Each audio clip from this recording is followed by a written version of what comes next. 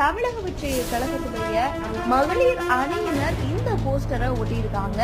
இந்த போஸ்டர்ல என்ன சொல்லியிருக்காங்க அப்படின்னா, 19 வருஷங்களுக்கு முன்னாடி நடிச்ச விஜய் அவர்கள் நடிச்ச இந்த சச்சின் படத்தையும் பற்றியும் 2026 தேர்தல் களம் எப்படி இருக்கும் அப்படின்றத பத்தியும் ஒப்பிட்டு அந்த போஸ்டர் ரெடி பண்ணியிருக்காங்க. இதை பார்த்த எல்லாருக்குமே டிவிக்கு பட்டை கிளப்பிட்டு இருக்காங்கப்பா அப்படின்னு சொல்லியிருக்காங்க. அது மட்டும் இல்லாம கோவை புறநகர் கிழக்கு மாவட்டம் பகுதிகளில் தமிழக வெற்றி கழகத்தினர் தொடர்ந்து போஸ்டர் ஒட்டி ஒருவித பிரச்சாரத்தையே ஸ்டார்ட் பண்ணியிருக்காங்க. இது ஒரு நல்ல யுக்தியாவும் இருக்கு அப்படின்னும் எல்லாரும் பொதுமக்களும் தெரிவிச்சிட்டு இருக்காங்க. சோ அந்த போஸ்டரையும் பார்க்கலாம்.